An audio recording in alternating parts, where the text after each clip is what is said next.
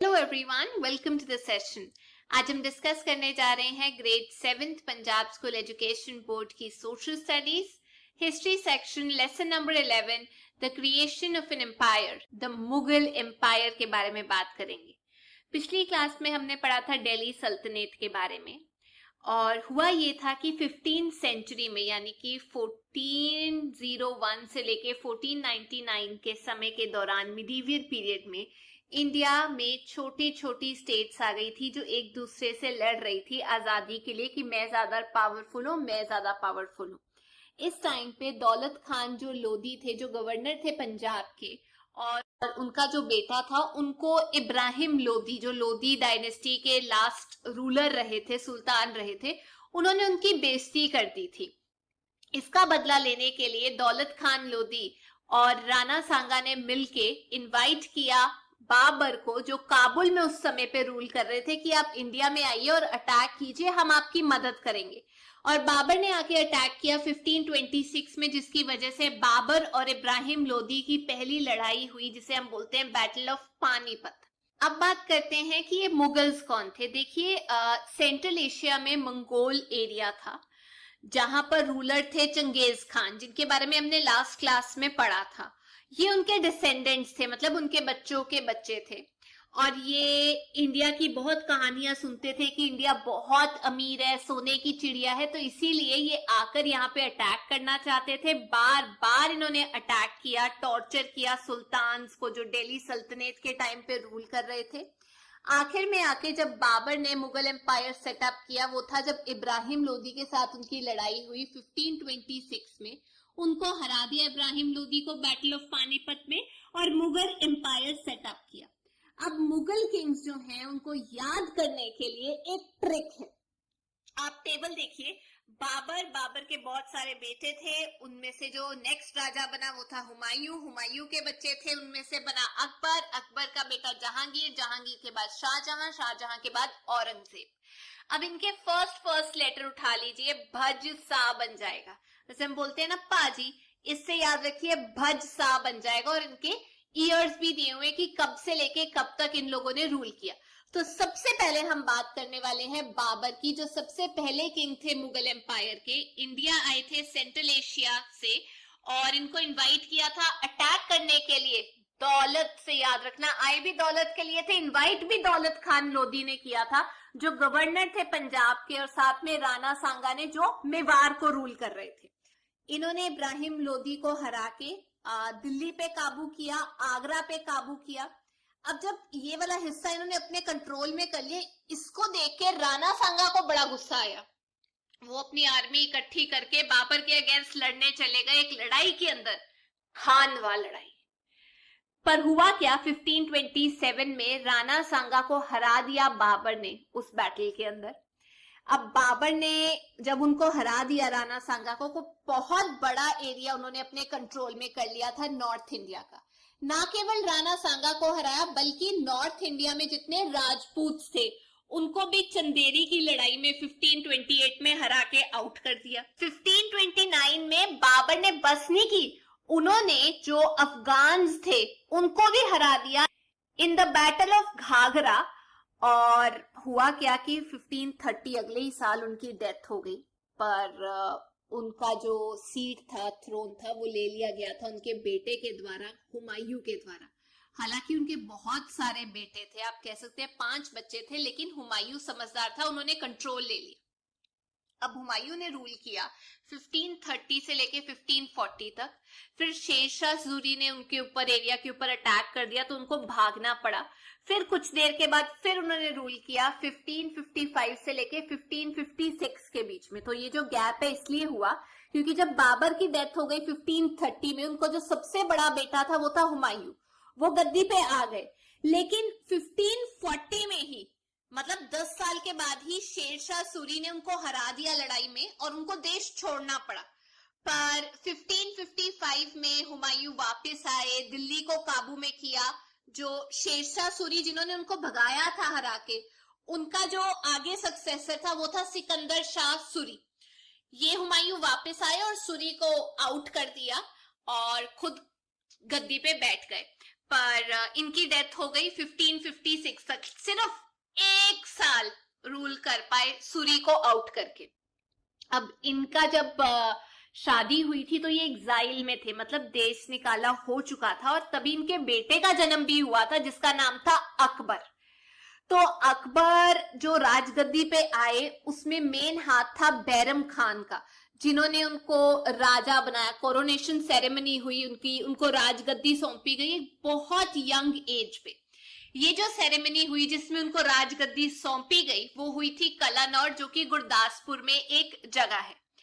अब जब अकबर ने वापस से गद्दी पे आने का ट्राई किया तो उन्होंने सबसे पहले दिल्ली और आगरा को अपने कंट्रोल में किया, क्योंकि उनके बाप को वहीं से निकाला गया था।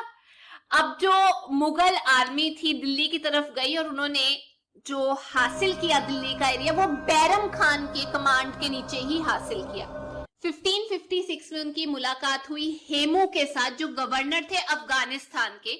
इनकी बैटल हुई, बैटल ऑफ पानीपत, ये दूसरी लड़ाई हुई।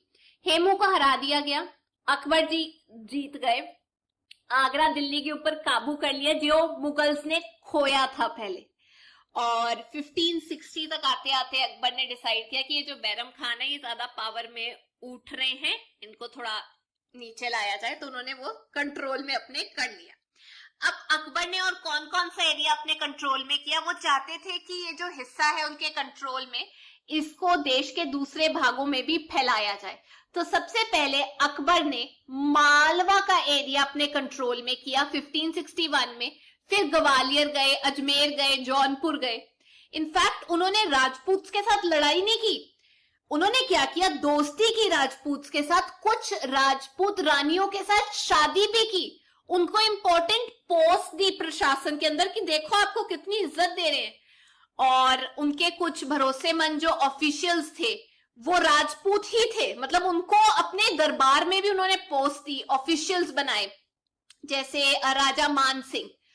पर जो राजपूत नहीं मान रहे थे, उनके अगेंस्ट जा रहे थे, उनके साथ उन्होंने लड़ाई लड़ी, जैसे राणा प्रताप सिंह। अब ये याद रखना, जो उनके दरबार में थे वो थे राजा मान सिंह, क्योंकि वो मान गए थे। राणा प्रताप करते गए और इसीलिए उनके अगेंस्ट लड़ाई हुई। अब जो अकबर थे वो चाहते थे कि पूरा का पूरा देश उनके कंट्रोल में हो, तो उन्होंने अपनी आर्मी, अपनी सेना हर जगह भेजी एरिया कॉन्कर करने के लिए, अपने कंट्रोल में लाने के लिए। ये हासिल भी कर पाए, वो गुजरात और बंगाल को अपने कंट्रोल में ले आए। आप देख सकते हैं मैप में कि कितना बड़ा एरिया, आप कह सकते हैं कश्मीर, सिंध, ओडिशा, इंडिया का बीच का हिस्सा, कंधार, ये सब एरिया 1595 तक आते आते अकबर ने अपने कंट्रोल में कर लिया था। तो जो ऊपर वाला हिस्सा था वो तो कंट्रोल में था ही मुगल्स के 1595 से लेके 1601 एडी तक। अब जो अकबर की आर्मी थी वो इंडिया के डेक्कन पार्ट में लड़ाई लड़ रही थी। फाइनली लड़ते लड़ते उन्होंने फिर से काफी एरिया अपने कंट्रोल में कर लिया, जैसे खानदेश, बेरार, कुछ हिस्सा अहमदनगर का भी अपने कंट्रोल में कर लिया। तो ऐसे करते करते अपनी आर्मी को कहीं स्थित करके उन्होंने काफी एरिया अपने कंट्रोल में कर लिया। और आप कह सकते हैं मैप में भी देख के कि काफी एरिया अपने हिस्से में ले लिया था। अब अकबर के बारे में हमें दो इंपॉर्टेंट किताबों से बहुत इंफॉर्मेशन मिलती है, एक है अकबरनामा और एक है ऐने अकबरी। ये दो किताबें जो हैं ये लिखी गई थी अकबर जब रूल कर रहे थे, प्रशासन चला रहे थे, और ये लिखी गई थी अब्दुल फजल ने। इन किताबों में अकबर के बारे में अच्छी इंफॉर्मेशन दी गई है, कौन कौन से एरिया उन्होंने कब कब अपने कंट्रोल में किए, प्रशासन कैसे चलाते थे, सोसाइटी कैसी थी, रिलीजन कैसा था, पैसे को लेके कैसे लेन देन हो रहा था, आर्ट, कला और आर्किटेक्चर की फील्ड में क्या कुछ चल रहा था। तो वो थोड़ा सा हम ज्ञान ले लेते हैं कि क्या कुछ हो रहा था। देखिए अकबर का जो प्रशासन था, हम उस पीरियड में ये कह सकते हैं कि अकबर जो थे वो रियल आर्किटेक्ट थे मुगल एडमिनिस्ट्रेशन के। मतलब मुगल्स में अगर आप कोई इंपॉर्टेंट राजा का नाम लेना चाहें तो वो अकबर ही थे, क्योंकि उन्होंने बहुत सारे अच्छे काम किए थे प्रशासन में। अब प्रशासन चलता कैसे था, एक तो किंग थे टॉप पे, जो एम्परर थे, वो लोगों का भी देखते थे, मिलिट्री का भी देखते थे कि लड़ाइयां कैसे होगी।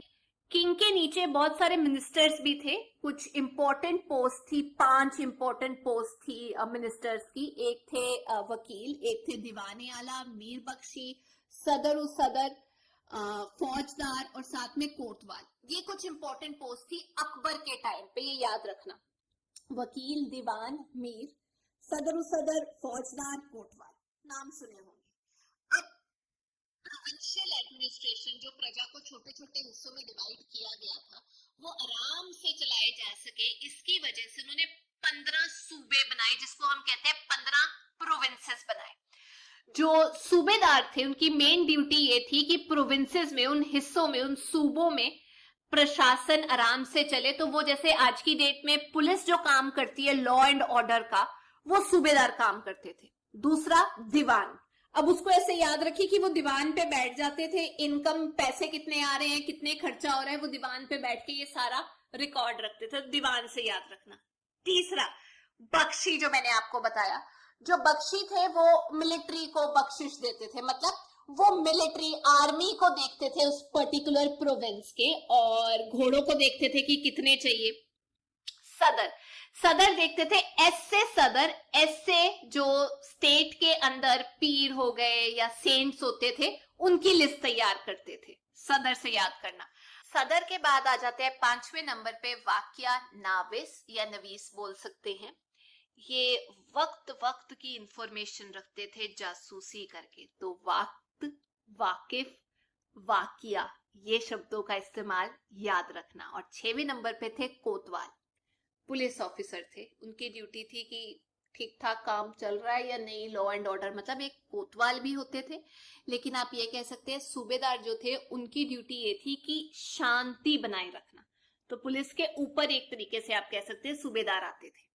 अब जो प्रशासन था, लोकल प्रशासन, वो अच्छे से चले तो प्रोविंसेस जो हमने अभी पढ़े, सूबे, उनको छोटे छोटे हिस्सों में डिवाइड किया गया था। एक का नाम था सरकार, दूसरे का नाम परागदास, और तीसरा हम कह सकते हैं विलेजेस थे। तो इनको छोटे छोटे हिस्सों में जान के डिवाइड किया गया था ताकि उनका प्रशासन आराम से चलाया जा सके। अच्छा, उसके बाद जो पैसे आते थे वो कहाँ से आते थे? देखिए, पैसे जो सबसे ज्यादा आते थे वो आते थे, आप कह सकते हैं, लैंड से। लैंड के लिए एक रेवेन्यू मिनिस्टर उन्होंने बनाया था जिसका नाम था राजा टोडरमल। इन्होंने पैसे जो लैंड से आ रहे थे, जमीन से आ रहे थे, फसलों से आ रहे थे, उसके लिए एक सिस्टम भी नियुक्त किया था जिसको हम बोलते हैं टोडरमल सिस्टम। तो इन्होंने क्या किए, रिफॉर्म किए। सबसे पहले मेजरमेंट करनी शुरू की लैंड की, मतलब लैंड कितना है, एरिया कितना है, उसकी मेजरमेंट होगी। आजकल बिग्गा के बारे में आपने सुना होगा, तो पहले जो यूनिट होता था वो बिग्गे में नापा जाता था लैंड को कि कितना एरिया। Important question. दूसरा, उन्होंने लैंड की क्लासिफिकेशन कर दी, मतलब लैंड को बता दिया ये अच्छा है, ये बुरा है, ये इतने सालों बाद कल्टीवेट होता है, ये इतने सालों बाद कल्टीवेट नहीं भी होता, मतलब वहां कुछ नहीं भी उगता। तो दो चीजें की राजा टोडरमल ने लैंड को लेकर, राजा साहब ने, मतलब नाम राजा था, असल के राजा नहीं थे। पहला, मेजरमेंट ऑफ लैंड जो बिग्गा में होती थी, और दूसरा, क्लासिफाई कर दिया लैंड को अलग अलग कैटेगरीज में, 4 कैटेगरी। सबसे पहले पोलाज, जो जिसपे खेती बाड़ी की जा सकती है, जो उपजाऊ धरती होती है, जिसपे फसल उगाई जाती है, पोलाज। दूसरा, परौती, परौती होता है जैसे पनौती कह सकते हो, उस पे फसलें उगाई जाती थी 1 या 2 साल के गैप पे। तीसरे नंबर पे आ जाता है छाछर। छाछर से याद रखना, उसको कल्टीवेट किया जाता था, उस पे फसलें उगाई जाती थी 3 या 4 साल बाद, छाछर, छार। और चौथी कैटेगरी थी बैरन लैंड, मतलब उसको तो 5 साल या उससे भी ज्यादा देर के बाद इस्तेमाल किया जाता था, उससे पहले नहीं इस्तेमाल किया जाता था। अब ये तो हो गया लैंड को क्लासिफाई कर दिया। अब लैंड से पैसा कैसे आता था?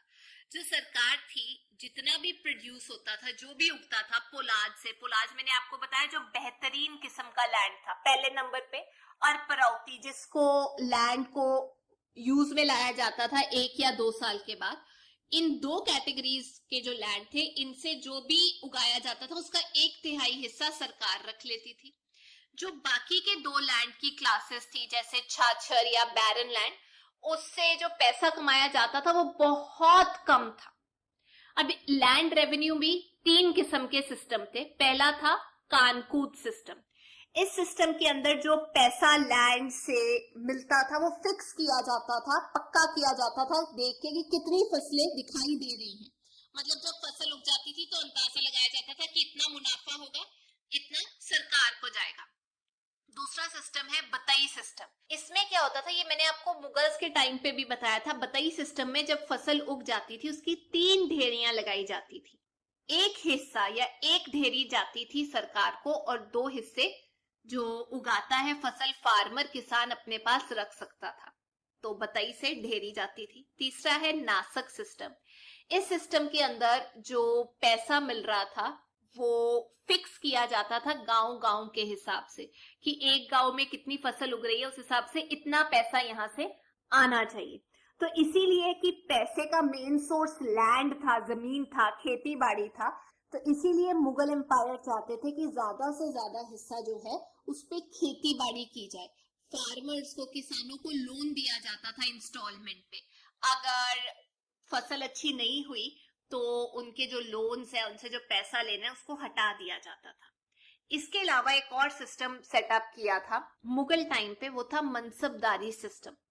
एक इंपॉर्टेंट क्लास थी प्रशासन चलाने के लिए जिनको हम मनसबदार बोलते हैं। इंपॉर्टेंट पोस्ट थी, पैसे भी अच्छे मिलते थे और वो पोस्ट जो थी वो फिक्स थी। मनसबदार का मतलब ही होता है रैंक देना या किसी को कोई पोजीशन पे नियुक्त करना। जो पोजीशन थी उसमें आपके पास 2 डिपार्टमेंट आते थे, एक सिविल मतलब लोगों को देखना और एक मिलिट्री डिपार्टमेंट। कुछ कुछ हद तक आप दोनों चीजें देखते थे। अब जो मनसबदार थे उनकी कैटेगरीज होती थी। एक होता है उसके अंदर जत और एक होता है सवर। देखिए पहले मैं आपको बता देती हूँ, जत का मतलब होता है पर्सनल रैंक और सवर का मतलब होता है कि कितनी ज्यादा कैवेलरी, कैवेलरी मतलब कितने ज्यादा आप घोड़े रखोगे। तो आप ऐसे कह सकते हैं जत का मतलब आपके पास कितने सिपाही होंगे, जत से याद रखना। और सवर का मतलब ये हो गया कि कितने ज्यादा आपके पास घोड़े होंगे। तो जो पहली कैटेगरी थी उसमें जत जिसमें आपके पास सिपाही हैं वो भी 5000 और सवर जितने घोड़े होंगे वो भी 5000। सेकेंड कैटेगरी में सवर और जो जत थे उसमें डिफरेंस था। जो सवर थे वो ज्यादा थे और जो जत है वो कम थे। तीसरी कैटेगरी में भी डिफरेंस था। तो आप देख सकते हैं ये 3 कैटेगरी थी, जत और सवर मनसबदार की। दूसरी बात, जो मनसबदार थे उनको कैसे अपॉइंट नियुक्त किया जाता था, उनकी तरक्की कैसे होती थी, हटाया कैसे जाता था। देखिए उनको नियुक्त किया जाता था या तो मुगल एम्परर राजा खुद अपनी मर्जी से किसी को नियुक्त कर दे या फिर वो मदद लेते थे मीर बख्शी की। अब मीर बख्शी भी एक पोस्ट होती है जो मिलिट्री का देखते हैं, उसके जो हेड थे मुगल टाइम पे उनको हम मीर बख्शी बोलते हैं। तो वो मीर बख्शी से पूछते थे कि इसको मनसबदार बनाना चाहिए। और मनसबदार जो है वो एक रैंक से, जैसे प्रमोशन होती है, ऊपर के रैंक तक जा सकते थे पर उनको नीचे भी लाया जा सकता था। अगर वो काम नहीं करते उनको हटाया भी जा सकता था। तीसरी चीज, मनसबदार की 33 कैटेगरीज थी अकबर के टाइम पे, अलग अलग रैंक होते थे। चौथी, मनसबदार की जो ड्यूटी होती थी वो ये होती थी कि उसने एम्परर की बात सुननी है। उनको कोई भी ड्यूटी दी जा सकती थी, कहीं पे भी प्रशासन चलाने को कहा जा सकता था, कहीं पे भी मौजूद होने को कहा जा सकता था। पांचवी चीज, जो उनकी पे थी, सैलरी दी जाती थी उनके रैंक के हिसाब से कि कौन सा रैंक है उनका। सैलरी जो पैसा दिया जाता था वो बढ़ाया भी जा सकता था, कम भी किया जा सकता, परफॉर्मेंस के हिसाब से। अच्छा, अकबर के बाद आ जाता है उनका बेटा जो गद्दी ले लेता है, जिसका नाम था जहांगीर। वो गद्दी लेते हैं 1605 से लेकर रूल करते हैं 1627 तक। जो जहांगीर थे उन्होंने भी मुगल एम्पायर को कंसोलिडेट, इकट्ठा करने की कोशिश की। सबसे पहले तो उनके खुद के बेटे ने रिवोल्ट कर दिया उनके अगेंस्ट। उनके बेटे का नाम था खुसराओ।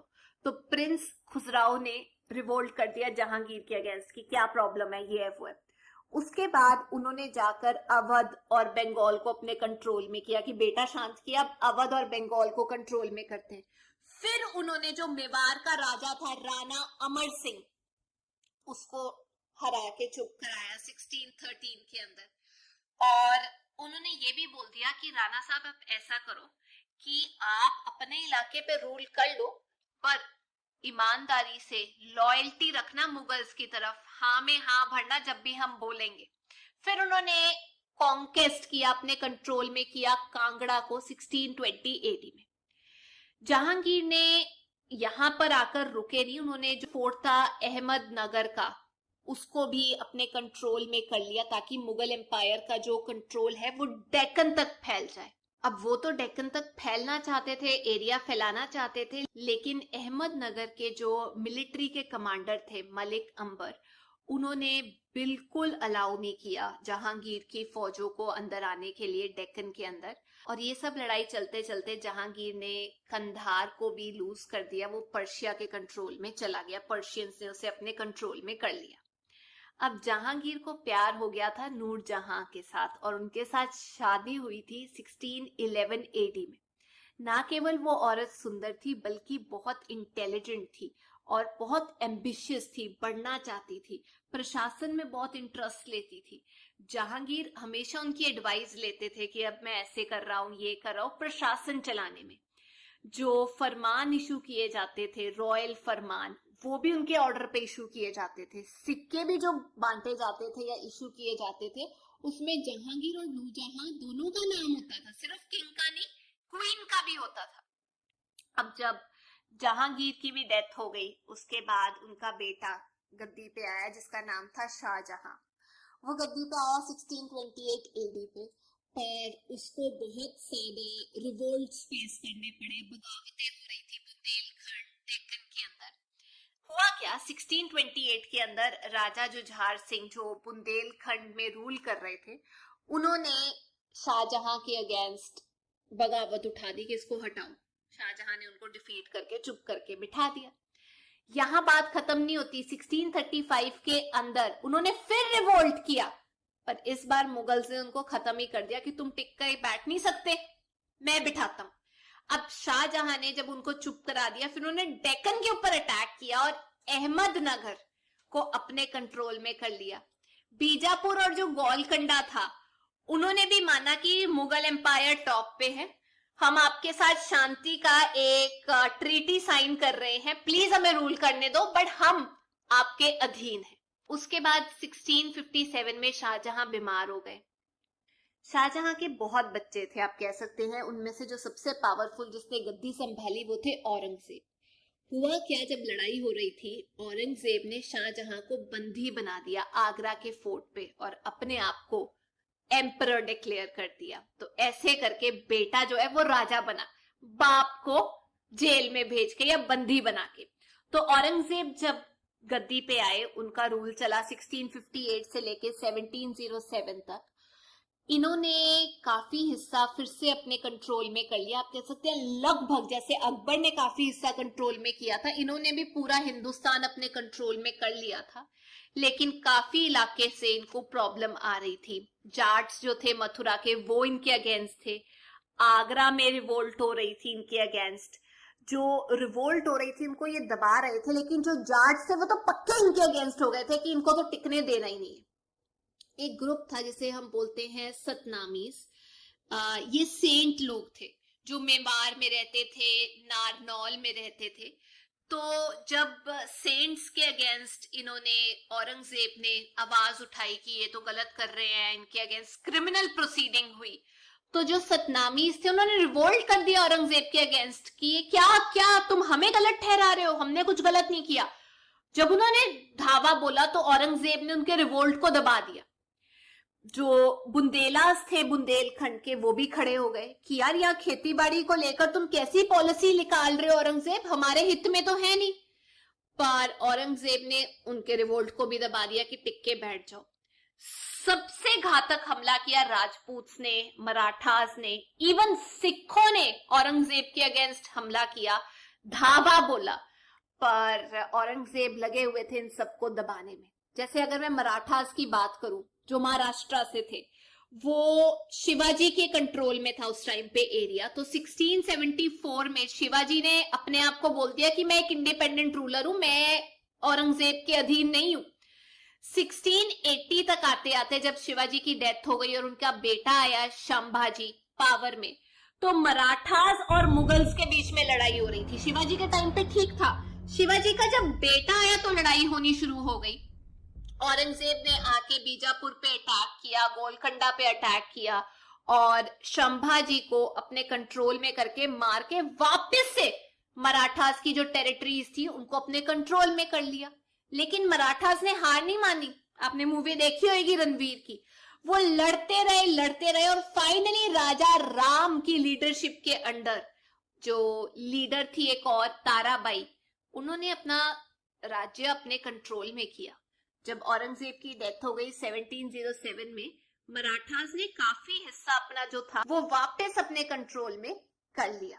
तो रामराज और उसके बाद ताराबाई लड़े अपनी लड़ाई के लिए। अब औरंगजेब की सिक्स के साथ भी लड़ाई हुई थी। आपको पता होगा जब श्री गुरु हरकृष्ण जी के देहांत के बाद श्री गुरु तेग बहादुर जी 9th गुरु बने, तो गुरु जी ने आवाज उठाई औरंगजेब के अगेंस्ट कि तुम हिंदूज के साथ गलत कर रहे हो।